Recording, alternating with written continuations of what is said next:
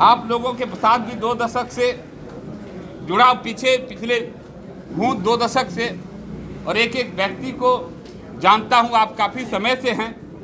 तो हमारे मंचासीन तमाम अतिथिगण, तमाम नेतागण और इस प्रसाद में उपस्थित Bharatiya Janata party, NDA, VIP और हम के देश दुर्लभ नेतागण, कार्यकर्तागण, मित्रों, भाइयों, सर्वप्रथम मैं आप सबों का हृदय से आभार प्रकट करता हूं कि आप सभी इस शॉर्ट नोटिस में शाम में घोषणा होती है आपके उम्मीदवार की, 1 बजे 1:30 बजे रात तक बधाई का सिलसिला चलता है, टेलीफोन पर आतिशबाजी होती है, मिठाई बंटते हैं, माल्यार्पण होता है। और आज सुबह हमारे भाई सचिन पांडे जी, पप्पू जी, तो आज सुबह आप सब इतनी अपार संख्या में एकत्रित होते हैं, यह बताता है कि कितनी बेसब्री से इस क्षण का आपको इंतजार था। और आपके इस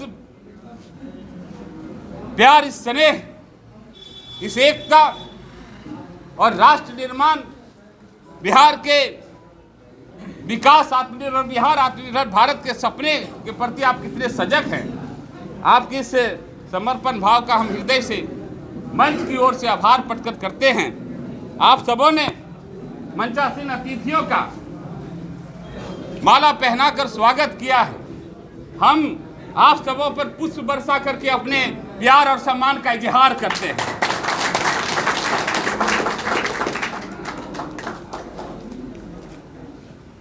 मित्रों, सबसे पहले भाषणबाजी तो होती है, भाषण तो क्षेत्र में होगा, भाषण से तो पसीना लालटेन वालों का छूटने वाला है, घर में क्या भाषण करना। लेकिन कुछ नए साथियों के लिए, कुछ नए साथियों के लिए और कुछ पुराने साथी अगर भूल गए उनके लिए भी है कि भारतीय जनता पार्टी और एनडीए एक परिवार है। यह फैमिली पार्टी नहीं है, यह फैमिली पार्टी नहीं है, यह पार्टी ही फैमिली है। यह पार्टी ही फैमिली है और फैमिली का एक संस्कार होता है। हम लोग पढ़ रहे थे ऋषिकेश जी एक बहुत ही धार्मिक ग्रंथ में कि परिवार किसको कहते हैं, पति पत्नी और उसके बच्चे हो जाए, इसको परिवार नहीं कहते हैं। फैमिली का है कि 3 जनरेशन लिव टुगेदर अंडर ए रूफ। अगर कम से कम 3 पीढ़ी एक छत के नीचे साथ गुजर बसर करते तो उसको परिवार कहते हैं, उसको परिवार कहते हैं। आज भारतीय जनता पार्टी एनडीए परिवार है। आज सिद्धांशु मंडल है तो प्रिंस मंडल भी हमारे साथ है। आज निषाद पांडे है तो शिवबालक तिवारी और दीपेंद्र बर्नवाल भी साथ है। आप दूसरे पार्टी में संस्कार नहीं देखेंगे कि जब रमेश रमन साथ हो तो उसके बगल में पप्पू यादव भी बैठा हो। ये दूसरे पार्टियों में संस्कार देखने के लिए नहीं मिलेगा। ये भारतीय जनता पार्टी, ये पार्टी नहीं परिवार है। ये परिवार है। झारखंड से आकर के खट रहे हैं राजेश झा जी, जो नौगछिया से आकर के खट रहे हैं, तो ये पार्टी नहीं परिवार है। और परिवार का एक चरित्र होता है। जब परिवार का चरित्र होता है, गुण होता है, नेचुरल गुण होता है। जब परिवार में कुछ खुशी आने वाली होती है, कुछ नए नन्हे मुन्ने बालक आने वाले होते हैं, तो बड़ा कौतूहल, बड़ा उत्साह का माहौल होता है। दादा चाहता है कि पोती, दादा बोलता है पोती होगा, दादी बोलती है पोता हो जाएगा, पकड़ हमको मंदिर ले जाएगा पूजा कराने के लिए। माँ कहती है बेटा होगा, बाप कहता है बेटी होगी, मेरा चश्मा अखबार लेकर आएगा, मेरा ख्याल रखेगी। चाचा कहता है कि बेटा होगा, भाई की तरफ से चाचा भतीजा कंधे से कंधे मिलाकर चलेंगे और दुश्मन से मुकाबला करेंगे। बुआ कहती है कि बेटी होगी, हम बहन की तरह रहेंगे। लेकिन मित्रों, जब प्रसव पीड़ा समाप्त होता है, जब उस नन्हे मुन्ने का आगमन हो जाता है, चाहे वो बेटा हो चाहे बेटी हो, सबका कलेजे का टुकड़ा होता है, सबका प्यारा होता है। मैं इससे कहना चाहता हूं, ये परिवार का एक संस्कार और एक नेचर होता है। हम सब चाह रहे थे, कोई चाह रहे थे कि ललन जी हो, कोई चाह रहे थे अमन जी हो, कोई चाह रहे थे मुरारी जी हो, कोई चाह रहे थे ललिता जी हो, कोई चाह रहे थे कि हमारे भैया हो, बहुत सारे चाहने वाले लोग थे। लेकिन आज आप लोगों ने ये साबित किया, Bharatiya Janata party NDA party नहीं परिवार है। जो हो गया ललन कुमार वो सबके कलेजे का टुकड़ा है और सबका प्यारा है। ये संस्कार ये दूसरी पार्टियों में मिलेगा नहीं।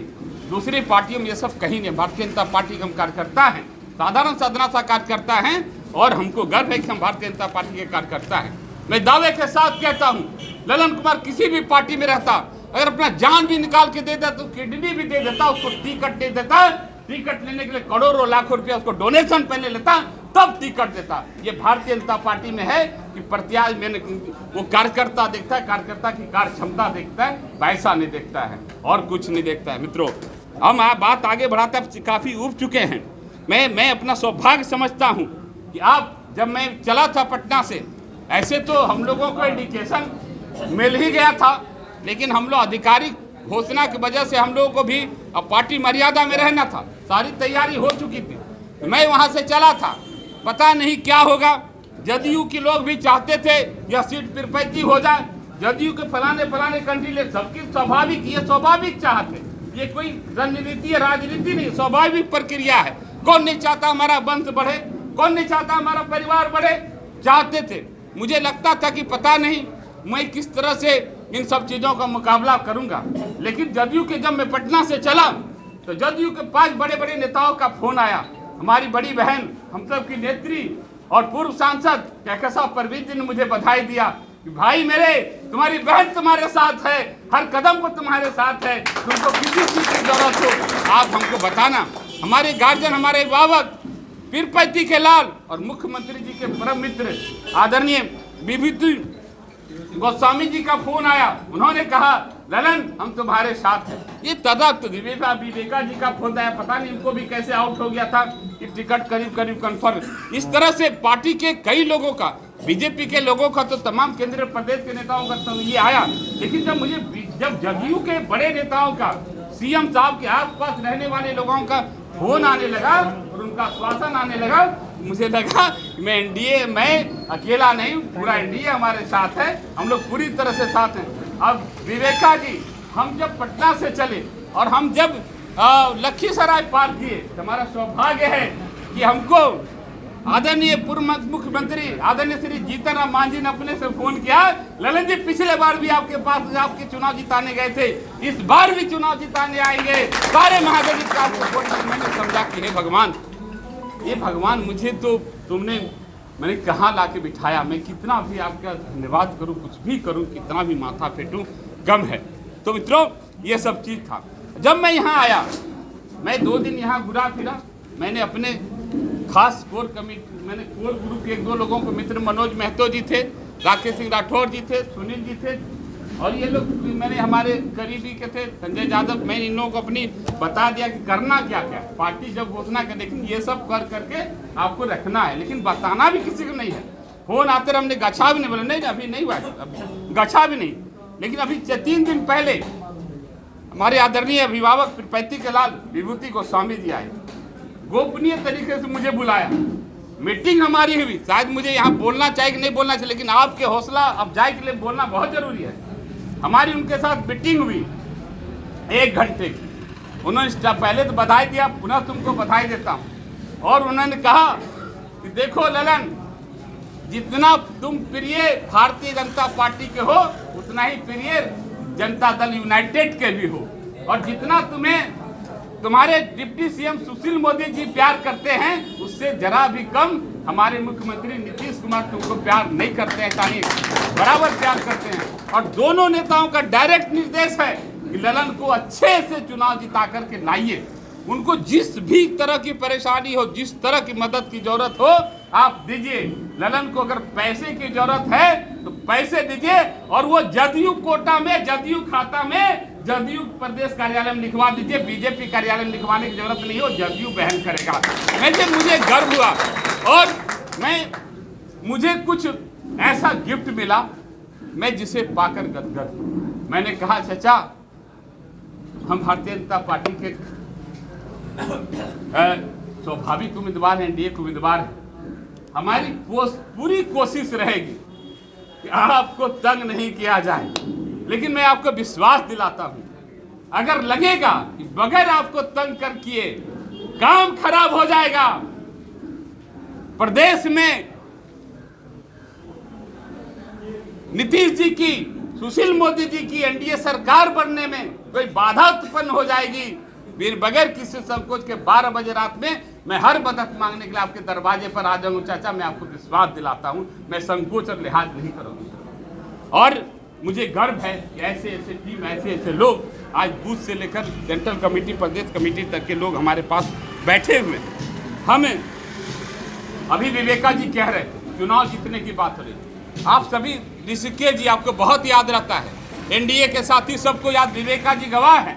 जब अजय मंडल जी चुनाव लड़ रहे थे, हम एनडीए गठबंधन की तरफ से, यही विवाह भवन में बैठक हुई थी, मैंने पूरा डाटा आंकड़ा उठाकर दिया था, कब कितने वोट कहाँ कब कब मिले थे, किनको किनको मिले थे।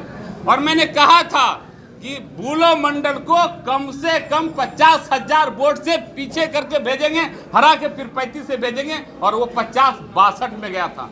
मित्रों, आप सबको विश्वास दिलाता हूँ, मैं 5 साल पहले भी चुनाव लड़ा था, 5 साल पहले का भी संगठन देखा था, और आज का भी लहलाता हुआ संगठन देख रहा हूँ। मैं आपको विश्वास दिलाता हूँ, हम मुझ में 5 साल जनता के बीच हूँ, संगठन के बीच हूँ, नेता के बीच हूँ। नरेंद्र मोदी जी के, नीतीश कुमार जी के, सुशील मोदी जी के एक एक कार्यक्रम को हम लोगों ने जनता के बीच जाकर रखने का काम किया है, जो जनता में उत्साह और उल्लास है। आज मैं विवेका जी, आप बेहतर हैं, आपको बेहतर जानकारी है कि आप जो अजय मंडल जी 62,000 से लीड करके गए थे, इस विधानसभा चुनाव में आरजेडी का जो हस्त्र होने वाला है, इस रामविलास पासवान जी अपना नॉमिनेशन, अपना जो है जमानत बचा ले, यही उसके लिए चैलेंज होगा मेरा, उसके लिए मेरा यही चैलेंज होगा, क्योंकि मैं वहां से निकला हूं। ये कहां पर वार होगा, कहां से लालटेन पूछेगा, ये एक एक कार्यकर्ता ललन पासवान को बाखूबी पता है। मैं उससे जंग के लिए तैयार हूं। मित्रों, मैं बस इतना ही कहना चाहता हूं कि आप सभी जो है एनडीए के साथी हैं, सब लोग मिल करके एक जो है कि जिस तरह से बिहार विधानसभा चुनाव प्रबंधन समिति बनी हुई है, उसी तरह एनडीए की फिर 35 विधानसभा स्तरीय एक प्रबंधन समिति बना लीजिए। भाजपा, जदयू, हम और वीआईपी के लोगों को उसमें रखिए। और हम ये कहना चाहते हैं कि हम कल भी कार्यकर्ता थे और आज भी कार्यकर्ता हैं। चुनाव जीत के विधायक बने कि मंत्री बने, उस समय भी कार्यकर्ता रहेंगे। इसलिए हम ये कहना चाहते हैं, आप सभी ये प्रबंधन समिति तय करिए कि मुझे क्या करना है।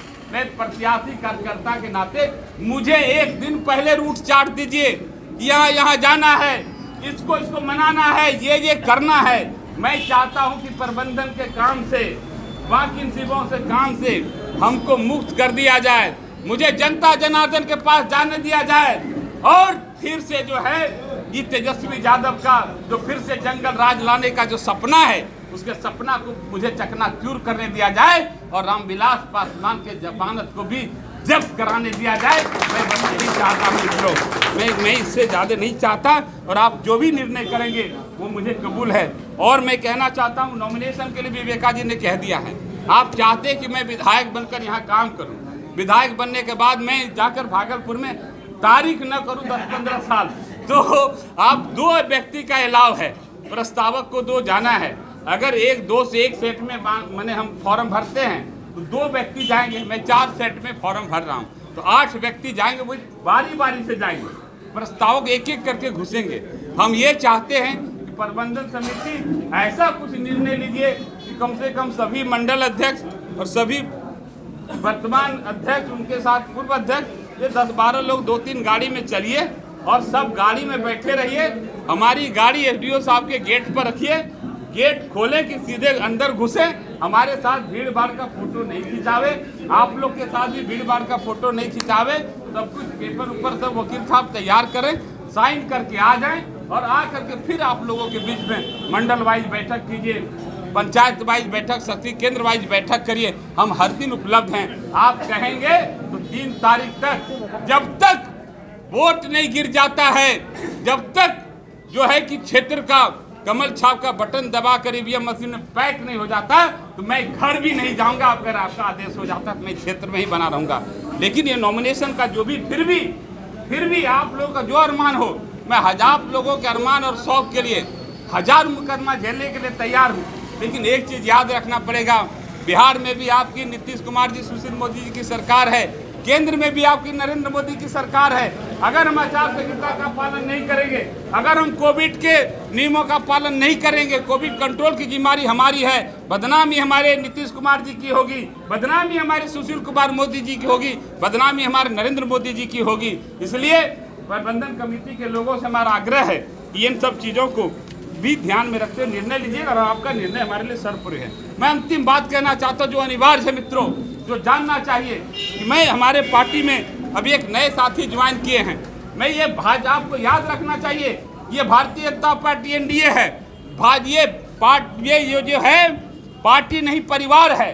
आप बताइए चाचा कि परिवार में जब नए कोई मेहमान आते हैं उसका ज़्यादा खातिर होता है कि बूढ़े और जवान का खातिर होता है। जब नया कोई मेहमान आता है तो कभी फुआ के गोदी में, कभी चाची के गोदी में, कभी दादी के गोदी में, तो परिवार में कोई नया सदस्य आएगा, सबसे ज़्यादा प्रिय हमारा वो होगा, सबसे ज़्यादा दुलार प्यार से हम उसको रखेंगे, सजा संभाल के प्यार दे करके रखेंगे। और अब हमारे किसी भी पार्टी में किसी भी परिवार को चलने के लिए, वंश को चलने के लिए नए नौनिहाल का जन्म लेना बहुत जरूरी है। तो ये एनडीए भारतीय जनता पार्टी में नए लोग जो आ रहे हैं, ये वंश वृद्धि का संकेत है। आप देख लीजिए राजद में वंश वृद्धि नहीं हो रहा है, नेता पैदा नहीं हो रहा है, उस वंश का नाश हो जाएगा।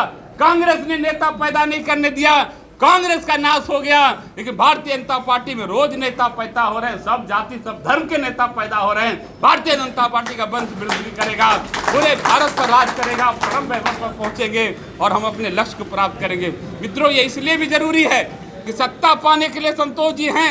संतोष जी के बदले हम 2 लाइन बोल के अपनी बात को खत्म करते हैं जो संतोष जी को बोलना था। सत्ता पाने के लिए 52% वोट का जरूरत है, लेकिन हम सत्ता के लिए नहीं आए हैं, हम व्यवस्था के लिए आए हैं, परम वैभव पर जाने के लिए आए हैं। हिंदू मुस्लिम सिख ईसाई, गरीब अमीर अगड़ा पिछड़ा सबको एक मंच पर लाके एक परिवार बनाने के लिए आए हैं। हमको व्यवस्था परिवर्तन करने के लिए आए हैं। सत्ता परिवर्तन के लिए 52% वोट चाहिए, लेकिन व्यवस्था पर्सन के लिए कम से कम 85% समाज का समर्थन चाहिए, जिस और एनडीए बढ़ रहा है। इसलिए हमारा ये लक्ष्य रहे कि हम व्यवस्था परिवर्तन की तरफ चले हैं। हम अब ज़्यादा आपका समय नहीं लेते हुए आप सबों को पुनः हृदय से नमन करते हुए, और मेरा परम सौभाग्य है, मेरा जीवन सफल हुआ कि मैं आप सबों के बीच एनडीए का प्रत्याशी हुआ। और मैं भारतीय जनता पार्टी मेरी माँ है, माँ रहेगी। मुझे जितना सम्मान, जितना प्यार भारतीय जनता पार्टी एनडीए में मिल रहा है, मैं इसके लिए जीवन भर भारतीय जनता पार्टी का बिना एक वार्ड सदस्य बने भी सेवा करता रहूं तो कम है। मित्रों, आप सबों के इसी के साथ पुनः हृदय से आभार व्यक्त करते हैं और पुनः आप सबों का